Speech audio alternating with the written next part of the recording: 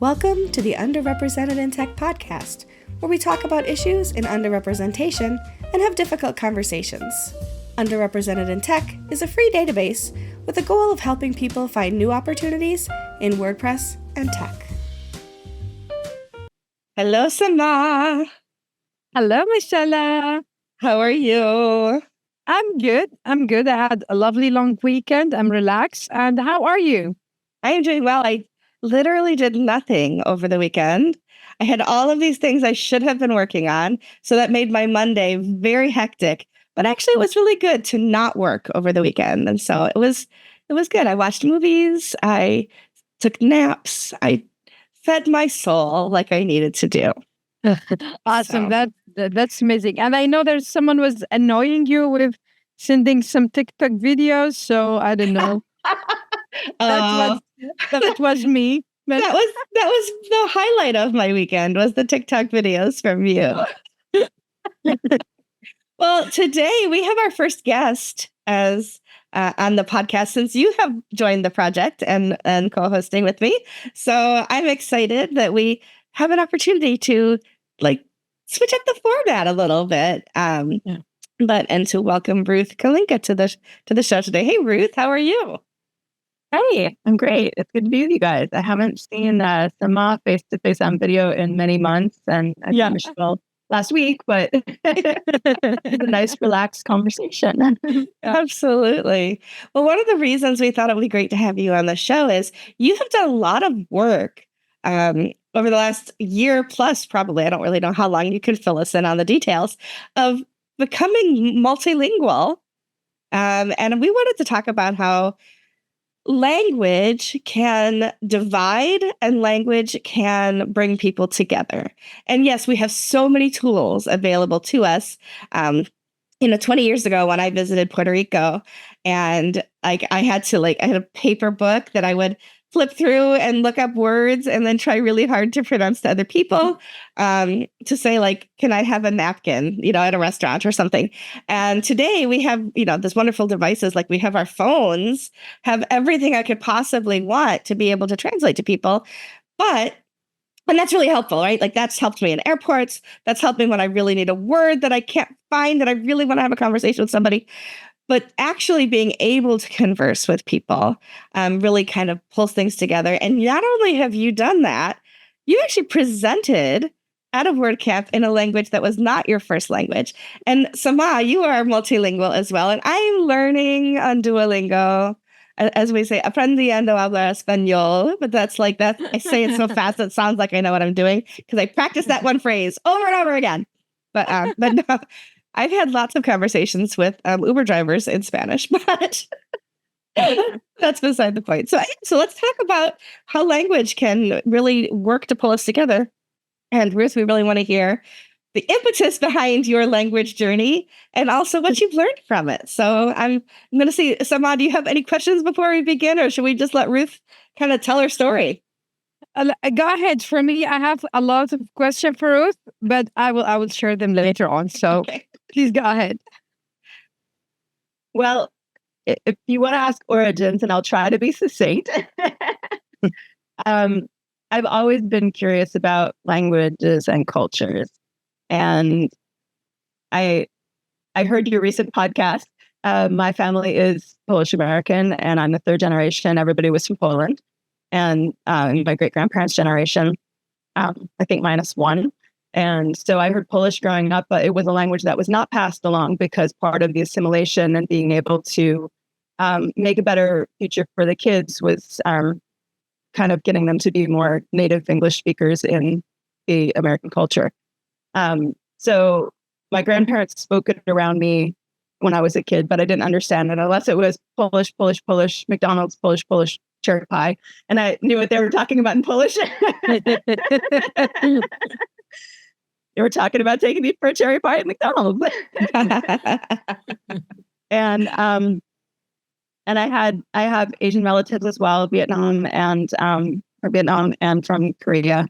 And so cultural learning was part of my exposure as a child, and something that I learned to count in different languages, but it wasn't really something that I was taught. I wasn't growing up in a second language. but I embraced it whenever I got the opportunity. So when I was 8, I got to have my first little Spanish class for once a week after school for 6 weeks. And I loved it so much. I did the same program a year later. And at that time, I mean, it predates a lot of the technology that we have now, a lot of the self-learning tools that we have. So I didn't really have an understanding, even though I was an avid library goer, that I could teach myself a language at that point. So it wasn't until I was 14 in high school that I was taking Spanish classes officially. And I found that very natural. When I went to college visits, I sat in on an Italian class, understood everything that was happening after like 3 years of Spanish. And then by my journey in professional and schooling, I was pushed hard on STEM areas, basically. And that was kind of before the push for STEM. So I felt an obligation to go into engineering, perhaps more than a desire to go into engineering. So in my schooling, I was very upset that I didn't have room in my curriculum for a language. And so these are kind of things as I look back, I'm like, there's a pattern here of being really interested in communication. And so when I switched majors halfway through school, I took Chinese for fun. Because I was curious. I thought, well, what language might I not study outside of school? And I had a list of about 8, mostly Asian languages. And I did have Polish on the list, but I chose Chinese over my own heritage. And then as I finished school and I was interested in traveling the world, I started teaching myself Italian. And that was my first self-taught language. And then from there, I've expanded into others as I traveled. I love food and wine, but I think language is so integral to culture, which I think we're going to get into, that it makes sense to keep adding languages and working on the places, the languages and cultures where I'm visiting and where I have interests. And then that also creates a space for being able to use those languages and enjoy the process of growing in those languages. I think it's really admirable to add language, like at whatever part of your journey you are. I grew up hearing, as though it were truth, that it's so much easier for children to acquire additional language than it is for adults. And as I am, working through Duolingo and learning to speak a foreign language, I think that's got some kernels of truth in it, but I also think the kernels of truth come from the fact that we have so much more responsibility and things on our plate and things in our brain as adults.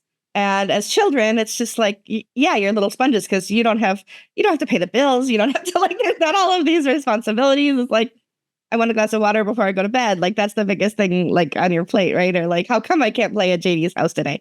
So I think that there's reasons why we say it's easier. Because as I'm taking the time to learn, I'm not multilingual yet. I mean, yeah, I can talk to, a taxi driver or something, but I can't have full-blown conversations. And it's almost like an embarrassment. Like children don't care if they make mistakes either, right? And as adults, we're like mortified that we might say something wrong or my pronunciation won't be good. I went on a date with a guy a few years ago as I was starting to learn Spanish. And so he's like, oh, let's, tell me some of the things you learned. And instead of encouraging me, he corrected every single thing I said. So I just stopped speaking, right? Like, okay, I'm just going to speak English then because you've made it impossible for me to want to communicate with you. So I think sometimes it's that as adults, we put these restrictions on ourselves as opposed to kids like, hey, it's okay to fail. We're taught that we can fail. That's how we learn. Yeah, that's how we learn as adults too, but other adults don't let us get by with that. So what have you found removes that restriction, or do you just have to overcome it to be able to have language acquisition? I mean, we're not in our, under 10 years old. And so to have language acquisition as an adult, what kind of barriers have you overcome or have you at least recognized? That is very true. Everything that you were just saying, we have psychological obstacles that we've added as adults. And we have this notion, I think, and I don't know if this is in every culture, but I think in the way languages are taught in school in the US, at least from my experience of that, we're reading and writing and testing very quickly in a second language. And I think we carry that into our adult studies as well, where we think that we need to be performing at that. But when I was fixing my French accent, and I had been kind of stumbling through the language for probably a dozen years where I hadn't properly gone back to the phonetics. But if I work on sound first, it really helps the language. Or if I go back and fix sound. So I agree, it's a myth. You can learn a language at any age. You just have to listen and take the time.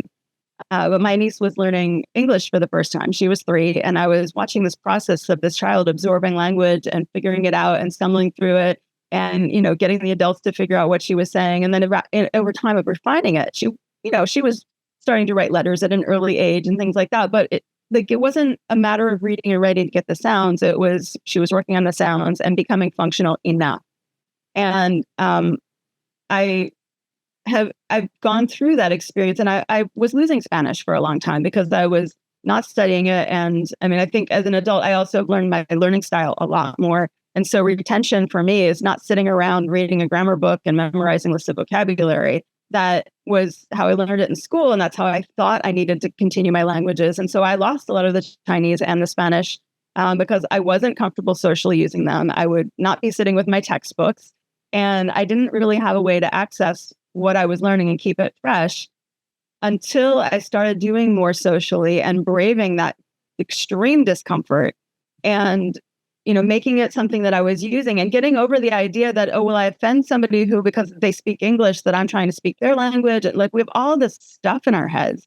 And the reality is, if you speak English as a second language, any language as a second language, if you've done it, you realize your brain hurts by the end of the day. It is exhausting. It's incredibly overwhelming. And it is actually a gift when somebody speaks your language with you, because your brain gets a little bit of a rest. And so people are very patient with that crossover. Like, I may be learning it, but maybe they tried to work for 8 hours in the US in English, and they're having time with their friends. And now it's like they can just relax and speak the language. So I get to practice a lot locally. In Chinatown, there are shops where they don't really speak English and they'll be silent. And then if I ask a question in Chinese, I get all this Chinese back. Like, they're so excited. They want to have a conversation. And I'm in over my head, but I'm so like, it crosses that barrier if you try and if you have enoughness. And then in my professional life, I really stepped it up. I was speaking Spanish when I would go to WordCamp Europe in person before we went virtual. And I am in the photo with the Spanish speaking community in Berlin, 2019.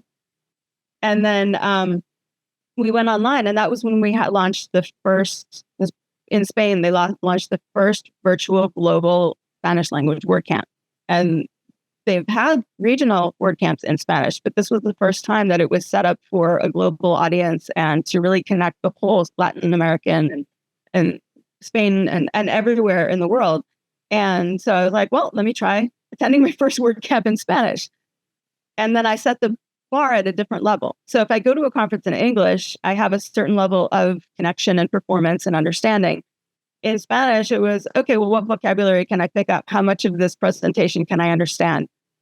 And then the social part of going into the Zoom rooms. And Zoom in your own language is hard. Different microphones, different accents, different everything. It's a lot to process. And then go into another language with people from all over the world. That was, I had to get out of my own head. I would have moments where I was just like, I would run into that. I'm stuck on that thing that was just said, and I'm frustrated. I'm not as far in this language, and like that. All that stuff comes up when you work through that, and you just keep going. Okay, now back to the present. It's kind of a Buddhist concept. It's a meditative concept. When you come back to this moment here and let go of what just happened, and try to just keep tuning in. It's a focus practice, and it helps a lot. And then reaching out, letting people know that I'm doing this as a second language, and maybe I need a little bit of help here and there, but I'm going to try to keep up in this language. That's awesome. I remember that time period when there's a lot of online WordCamp, and that's how I met you. We started to be online friends, and I was really happy to be able to attend a lot of WordCamps around the world, Denver or Philadelphia, because it was my only chance while I'm sitting from my own comfort home to meet you and to talk, of course, and to know you. I want to ask you, what is your advice for people for learning a new language? Because you said something is absolutely right, that you said, take it easy and practice and practice. And Michelle said earlier, people sometimes correct you. Maybe they have good intention, but sometimes also like, okay, when you get a lot of correction, you back off. And when you speak a second, third, or fourth or fifth language, when you speak with a native, I feel sometimes they have this advance on you because they can reply to you faster or have a better vocabulary than you. How you give advices, because now I know English, Spanish, and Chinese you're speaking, and French and Italian. I'm a little bit jealous. And I know that you spoke in WordCamp and last year, and not a WordCamp, but WordPress Diversity. You spoke in Spanish, so that's really impressive. And how that also opened doors for you to, when you speak another language, to connect with more people, to connect to different community. Because now you said you're from the States, connecting to the WordPress, the Spanish community. I know I ask a lot of questions. I'm sorry. I was quiet and then like 4 questions. I'm sorry. Yeah. So advice on how to work on learning and crossing over and connecting. And yes. So, yes. And I've studied 10. I am not fluent in the 5 that I'm conversational in, but I have some level of conversation in them. I was able to have conversation like in basic Greek last summer at WordCamp. I've lost a bit of that, but I think, make it fun, make it audio first. Okay. A lot of people will push back on that point and give excuses. I have focus issues too. If you don't catch it, rewind it. But an audio course that actually repeats things and gives you opportunities to keep then pulling those thoughts together. There are a number of methods like that. And so when you're having those conversation drills, it automates the language. And so because I have a strong foundation from school in a Romance language with Spanish, fundamentally that makes it a little bit more accessible to do Italian and French. But French has a completely different pronunciation. And my take on this is that we have pictures of sounds mapped already. And so when we go with the reading and writing approach, we already have an idea of what that picture of that sound should be. But we need to detach from that because we don't have the sound. So I was stuttering in my head, even in reading French. Like I couldn't read a sentence in French without questioning that process of how is this pronounced. And now I read in French fluidly, where it's like I'm pronouncing it correctly as I'm reading through something. I can read like Airbnb reviews in French and whatever. But I was not at that point, and I did a lot of audio training with the conversation drill types of language programs, as well as France Culture Radio, which is like this amazing station out of Paris that's even better than NPR in the US. And it's arts and culture and news, and you hear people having natural conversation. So there'd be words that were unlocked for me because I understood, like after a few weeks of listening, I was like, I know adverbs and I know adjectives because of the other languages. And so there are things that start to unlock when you get the sound of a language. And what you need when you're traveling or when you're interacting with somebody in person is primarily sound. So the thing we get frozen up on, you have to be able to converse much more quickly than you read or that you write. You can take your time with those things in a way that takes the pressure off. And then suddenly you're in this situation where you have to be able to get yourself to a comfortable place. Because, okay, so in Spanish, if I'm navigating and I've just missed the bus and I've tried, like, I need to probably have that in English because my brain just shut down in Spanish. But other things, other kinds of conversation you can have in that language as you start taking the pressure off of being perfect. And you're not trying to get an A. This is not pass fail. And it is not, you're trying to get the best grade in the class. You're not trying to get a 4.0. You're not trying to get into college on it. You're just trying to cross this wall and have conversation and connect with another human. Mm-hmm. And yes, Michelle, to your point, I have had some people in my life who have gotten in my head on language and who have been obstacles. Me actually reclaiming Spanish, part of that, there were a couple people in my head. And it was unfortunate that I had let them live in my head and let their critical perspectives influence me. But it made it really uncomfortable to work on the language. It made me I had some issues with it. But the more I work on it and the more I practice with people are so happy that I speak the language. It's very respectful. We don't have to as native English speakers in many places.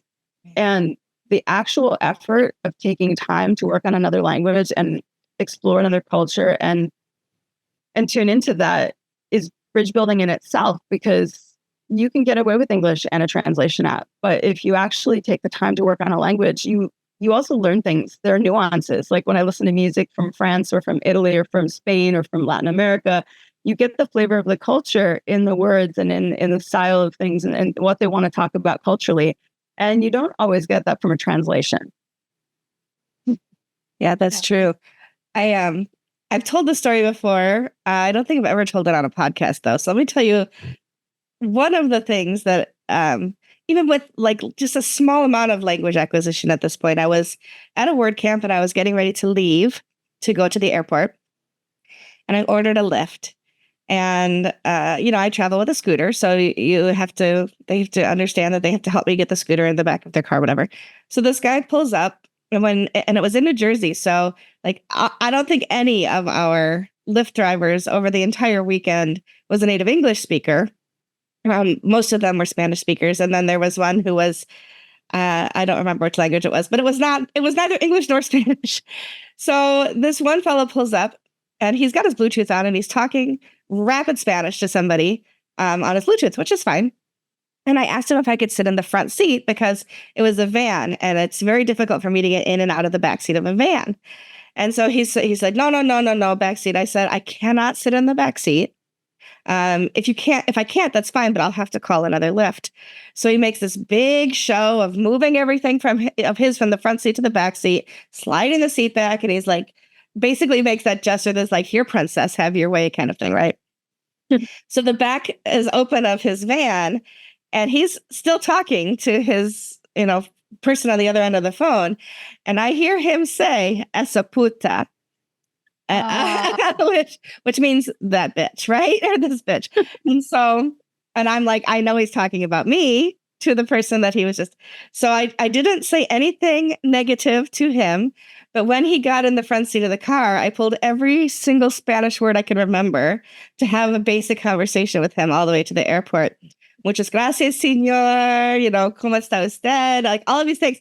And this man went from like his natural color to white as a ghost because he realized that I heard what he said. I never acknowledged it. I was sweet as pie, but I really wanted him to think about the fact that just because somebody who looks like me gets in your Lyft does not mean I don't understand at least some level. And come on, we all learn those swear words first. Definitely. I can swear in 12 languages fluently. This is my achievement. But I don't use them. So you never know. Like you look at Ruth and you would not assume that she has so much language in her head or that I have a basic understanding of Spanish or, any of these kinds of things. So I guess that's just a cautionary tale to other people. But I felt so victorious. Like in my head, I was the Wonder Woman pose, like, ha ha ha, showed you, mister, kind of thing. I want to know, do you ever dream in languages other than English? And I'm curious for you as well, Samah, since English is not your first language. I want to know which languages you dream in. So, but Ruth first. Yes. I have, I think Spanish, French, and Chinese. I don't remember if I've dreamed in any others. Though it's an interesting experience because it's like you can be in a dream world and be fully fluent, but then I come out of the dream and I'm like, well, was that correct? I don't know. I don't remember it. In my head it was. Right. But I'm speaking this language in this dream and I'm understanding people and, there's... It's an exchange, but I guess I don't have enough recall of those particular dreams to know if they were correct. For me, I always say I dream in English. It's weird, even like I'm not a native speaker, but I think it's very easy for me. But I have something weird when I read books. Like if something politics, I read it in English. If something romantic, and how can I say? It have a lot of description. I read it in Arabic because in Arabic there's like 13 or 14 words to describe love, the level of your love. So for me, like it's a lot of expression, a lot of phrases. But mostly I think in English, and it's funny when I learned Dutch, I always, in my head, from English to Dutch, this is how I learn it. When I tried the beginning from Arabic to Dutch, because Arabic has the same as the French, the feminine, the masculine, and Dutch, they don't have it. So it's for me, connecting English to Dutch was easier. Of course, some grammar I connected to Arabic or Armenian, but it's still like to do the navigating. But mainly, I think English is easier. Of course, I mispronounce a lot of English words, but that's happened when, like, as you said earlier, like there's two languages, you speak the whole day language, and at the end of the day, you want to go speak your native one. And sometimes my process is just make mistakes. So We all make mistakes in our own primary languages. So it's okay if you make a mistake in a secondary or tertiary language. I remember I took French in high school. I cannot speak French, but the first year, so learning those basic things, right? I remember having a dream, and I still remember the dream that I was eating cake on a boat. And in my dream, one of my fellow classmates was saying, "Le gâteau est sur le bateau." And I was like, it rhymes. So that was my earliest dream in another language. That's But what's so cute. interesting too, so I have these years of French, and like I said, I'm not fluent or anything, but I can read it to speak it, but I can't always read it to comprehend it because it's been 40 years or something. But when my daughter was learning Spanish in high school, she would bring me her vocabulary lists and ask me to quiz her, and that's when I discovered that when I was starting to acquire Spanish, I was speaking Spanish but with a French accent because that was my Romance language, and so I had to retrain my brain. And when I'm tired, it's still like when I'm doing my Spanish lessons, I still kind of revert back. But the weirdest thing is my brain tries to bring sign language in to bridge the gap between other languages. And my dad's third wife, who passed, but when she was Dominican, and when we first met, she didn't speak English. And I was trying to communicate, and I would default sometimes to sign language as though it was a universal language that everybody just knew, which clearly it isn't. And even if you do know sign language, is it ASL? Is it BSL? Like there's different sign languages around the world. So yeah, so sometimes language acquisition, it's like in my brain, the synapses don't always meet where they're supposed to meet. And I have these like brick walls I hit and then have to figure out how to get around. But so hats off to you all who are so good at it. So, Ruth, you're going to be in WordCamp Europe. What are you? I know you are organizer, but can you tell what are you going to do in the organizing team for people who are hearing us? All right. Well, I'm on the communications team and the PR team, and I became the bridge with the local team. I picked up the editing assignments for the information about Torino, and then when I saw them, I thought, well, this is more than just text editing. Let's add links and maps and things like that. So the Torino travel guide was something that I came back to my team. I was like, I can do this as text editing, but I really think it would be more helpful if we as a team, or if I, take the trouble to do this, then thousands of other people don't have to do this work to prepare for their trips. So I turned it into a project, but I was also saying, okay, well, we can launch with an MVP. It doesn't have to be this, but my team stepped up, and we've been launching the Torino travel guide as of last week. We have more posts coming, more maps coming. I'm creating individual Google Maps for the posts, which has never been done according to our Google account. So I got access to our account, and I have eight maps, I think, right now, or something like that in progress. And so as we write about different sites in Turin and Torino, that the maps will reflect those places that we're talking about as well. We have different themes for our posts. In addition to that, I'm doing a lot of other editing as it comes up. I'm on the PR team. I reviewed our media partner applicants who publish in other languages. And so, we have an Italian team member who did those, but I did the Spanish and French applications. And then when we chose media partners, narrowed down our selection. I'm working with two in Spain, so I'm their point of contact. They speak plenty of English, obviously, to be going to WordCamp Europe, but I've offered that as an additional, you can switch languages on me if you need to. And then in addition, because I started working on the local team's documents, I started going to the local team's meetings 3 months ago. And the first meeting they were saying, well, we usually conduct our meetings in Italian. We can do English if you want. And I said, no, do whatever makes sense for you getting your work done. I'm the guest here. And so I attend weekly meetings in Italian. I give my updates in English, and every once in a while they'll translate something. But for the most part, I'm sitting in meetings in Italian every week, and it's helped. I'm processing more of it. A few weeks ago, I decided there were some words that were coming up. And I was like, this is clearly a really important Italian word that I need to know. So I pulled up Google Translate, and it was budget and branche, and turned out to be English words with an Italian accent. Like they were talking about the budget team, and they were talking about their budget, and they were talking about brunch. But in the process of looking up some words and being amused that I was looking up English words, I realized that I could run Google Translate during the meeting. And it's not a perfect solution. It jumps around on the page. Some of the translations are terrible, and it maxes out at 5,000 characters. But if I have that running during the meeting and I just glance at it, I can catch some things where I'm understanding by context of the Italian what we're talking about without looking at it. But then it helps me clue into a few other things that where I might get a little bit more lost. So I'm using that as a crutch. I'm not 100% operating in Italian in these meetings, but I'm also not 100% over my head. Where, when you get lost in another language, it's sometimes really hard to tune back in and figure out, like, I don't even know what the context is. I can't attach my brain to something and it's just a sound.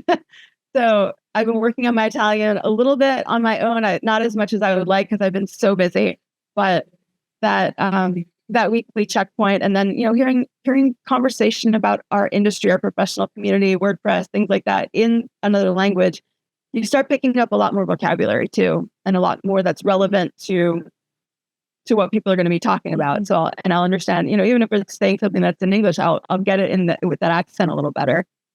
So those are the three areas that the three teams that I'm attached to. And at the moment, I'm fundraising to get to Torino. It's some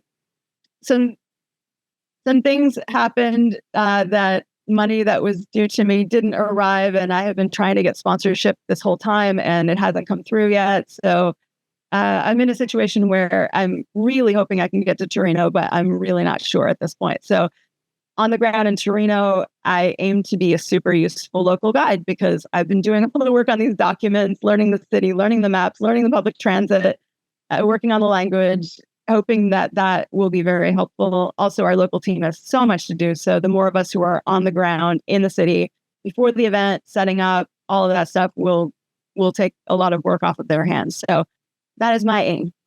How about you, Samah? When are you arriving? I'm going to be arriving, I think, like 2 days or 1 day and a half before WordCamp. And of course, I cannot wait to see both of you live version.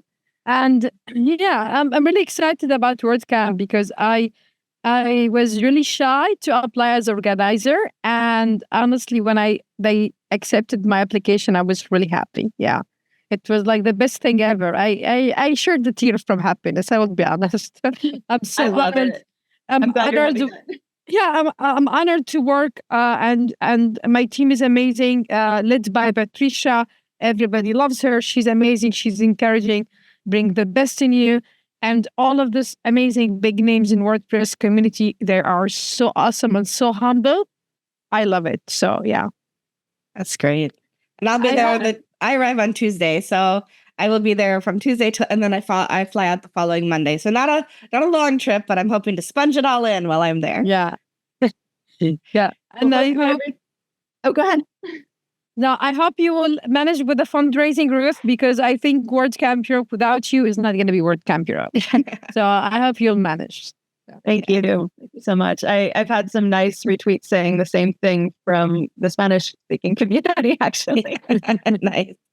Well, we started out the podcast by saying, there are all of these tools available to us. Language acquisition, of course, makes it easier to communicate. But if you don't speak other languages and you're trying to survive at a camp with all of these other languages coming at you. And yes, there are so many people who speak English, but there are also people who don't speak English at word camps.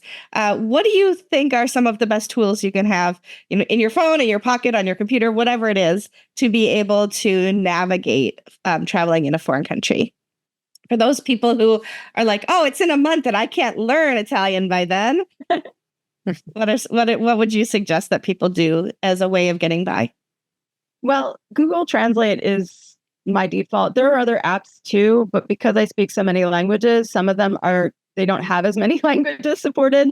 So like when I try to run these meetings through, I want to say it's DeepL that I also tried. They don't support live translative Italian because I wanted to see if there was a better service. But I have an Android phone, Google is default, and you can download the language package. So even when you're offline, you have access to the language. It's a little bit limited. You're not going to get as many resources. And sometimes I think vocabulary that you might get or more context that you might get from using the app is missing, or using the internet is missing. But I would say that's my primary one. If you are working on the language, which this is a little bit not to your point, but if you are working on the language and trying to get your ear into the language to communicate for the day, when I was in Paris, I really found it helpful to do 30 minutes of the day while I was getting ready at my Airbnb, before I hit the city, to actually just listen to one of my language programs and work through it and have that conversation. So that as my brain was waking up, my brain was also getting into French mode. And those days were a lot easier to hit the ground. And then if I went to a museum and listened to an audio tour in English for a couple of hours or hang out with friends in English, it took me a lot of time to transition back in the language. So I think if you're going to hit the coffee bar in the morning on the way to the word camp or a pastry shop or something, just like get a few of those words in your head and, give it a try. And you were asking about getting involved in community earlier. Part of it's just stepping up and making that effort. And if you get it wrong, you get it imperfectly, like you were able to say you want a coffee and a pastry, but you didn't get the whole sentence together. Think about it in English. You might just say, "Oh, I'd like a coffee," or they ask you what you want. You say a latte, which is milk, and that's my tip for you. Don't order a latte if you want coffee because that's milk. Good point. Good point. You will not get your caffeine hit. Con latte, maybe. Cafe con latte? Is that how you say it? I don't know. The other thing I would like... go ahead. Oh, I'm sorry. I do hope we have a little bit more on food and coffee ordering and things like that in our guide. But certainly if you go to the internet beforehand and find out what your favorite beverage is and find out what it's called in Italian and what's the closest version of it, there's a lot of discussion on Facebook groups that I've joined in Italy. I bet. The other thing I like to point out is that the Google Translate app also allows you to use your camera. So like I have taken pictures of things or even just hold it up and it'll translate directly into the language that you ask it to translate. So in Asia, I bought a lovely little souvenir that was some assembly, actually all assembly required. I didn't realize, picked it up at the airport, get it home. I'm like, I'm going to do this. Oh, look, all of the instructions are in Chinese. How am I going to do this? And then I remembered I could take a picture and it translated all the directions into English so that I could follow the instructions and actually create this little art piece.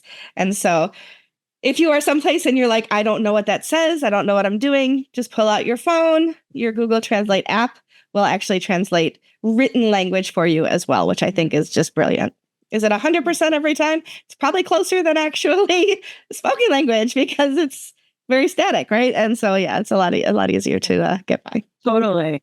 And I would follow that up with shiny packaging doesn't capture as well. If you take a still picture and you try to get it flat, you can get a better translation. Because a lot of the Asian products here in Chinatown have shiny packaging and the words will jump around and they'll change and things like that. But if I get a still shot of it and can reduce the glare, I get a better translation. Mm-hmm. Yeah, for sure. Any final thoughts, Samah, while we wrap up this episode? For me, I am so jealous because you're speaking Italian, and now I want to learn Italian or Spanish or maybe French. I'm gonna re-practice my French and practice with you. I want to ask you what is your future project after WordCamp Europe this year? Are you planning to speak or attend any WordCamps? And especially in Spanish or maybe in Italian? I have applied to be a speaker at WordCamp US, and on a very related topic to this podcast about being a polyglot and in our multicultural and multilingual WordPress community. I would like to attend WordCamp Costa Rica again, or WordCamp San Jose. I'm not sure what my plans are there. I have an open invitation to do a world tour of the ones in Spain, where they pretty much have one every month. Yeah. And They're very active in Spain. Yeah. I have been asked to speak in Spanish in a general sense. You asked earlier, and we didn't really get into it, but I did live translation of the exercises at the diversity workshop for Latin American speakers. And so that was my first foray into actually presenting in Spanish, and I was having to think of it on the fly. And the women in the room were so helpful and friendly. And even the catering staff afterward, they were complimenting me on my Spanish. That's awesome. I was the only native English speaker in the room, and the presentation was in English. So it was helpful, but I haven't actually applied to speak in Spanish. But I think the topic that I'm presenting, that we're talking about here, I think that crosses the cultures, and to be able to deliver that in Spanish with the Spanish speaking community would be amazing. My Italian is a little bit not there yet, but it's a lot easier. So I'll probably speak Spantalian, a combination of Spanish and Italian when I'm in Italy, like realistically. Yeah. But there's a lot of crossover between the languages, so I'm hoping that I have access, like once I turn my brain on in Italian, that I'll be picking up from other languages. And other than that, I'm involved in content strategy and content design, communications. I'd like to do more community relations. I've been trying to find sponsorship in doing a more contributor type of role that is more community-based, more active. And I would love to continue as a cross-cultural role in that. And I'm very interested in polyglot projects. So things like keeping in mind translation of a website as an accessibility concern. You can rely on AI to a degree. You can have Google Translate do it, but some languages are better than others in that. And are you really communicating what you as a company or an individual want to be saying when it goes through the automated process? Or should you be adding plugins or things that also help to make it easier for somebody coming to your site? In fact, I would like to add, in the work that I'm doing on the Torino documents, that has been a concern. We're hitting websites that some of them are translated from Italian. Some of them are not. Some of them give the cookie pop-up in Italian, but there might be the pages translated. So I'm running into all these usability, accessibility issues that I'm trying to reduce friction for our community, who is, we're publishing in English, so that is our base language, and trying to make sure that when you leave our site and go to one of these resources, that you're not thrown off by the language. I mean, we can guess at cookie patterns, like, okay, that's the accept button, that's the reject button, that's probably the customize button, but it's extra cognitive load to do that. So keeping that in mind when you are creating a resource that might have a multilingual audience is the usability, accessibility, and user experience concern. That's a good point. I joined a community on Facebook yesterday, centered in Taiwan, and so the entire Facebook group is in Chinese, and that's fine because post by post you can hit that translate button. What I couldn't do was translate any of the questions to enter the group. So I know the person who's running it, she knows me. So I knew that like my answers to those questions were not going to be that problematic. So I just like, oh, that one looks funny. Or looks pretty. Like, I like the way that language looks there. That one looks good. Okay. And, kind of thing. And I was accepted into the group, but I would have had to copy, paste into Google Translate, go back to answer the questions otherwise, which I would have done had I not already been invited to the group by the, whatever. But yeah, so there are times when that instant translation doesn't work, right? So like on a Facebook page where the instructions to enter or the questions to enter a group are not in your primary language, there is no opportunity to click a button that says, please translate this for me. And I was like, oh, there's a usability issue right there. So I feel your pain. And I have that same issue with pictures of text. People sometimes don't have a text, and that's one of the reasons I have some issues with Instagram and that trend of people are making pictures of text all the time. It's not translatable. It sometimes moves too quickly. It makes a lot of extra work for somebody if there's not a text version that can run through a translation. Yep, absolutely. Absolutely.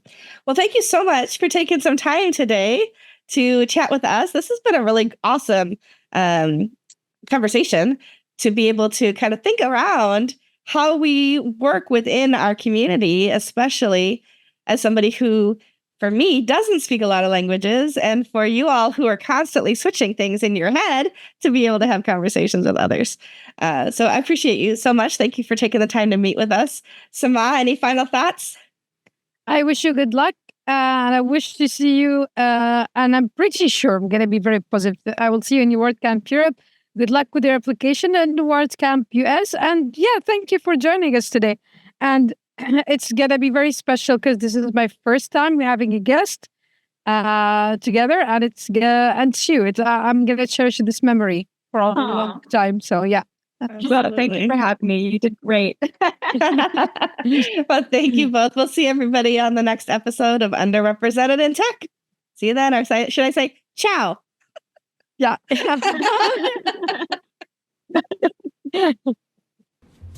If you're interested in using our database, joining us as a guest for an episode, or just want to say hi, go to underrepresentedintech.com. See you next week.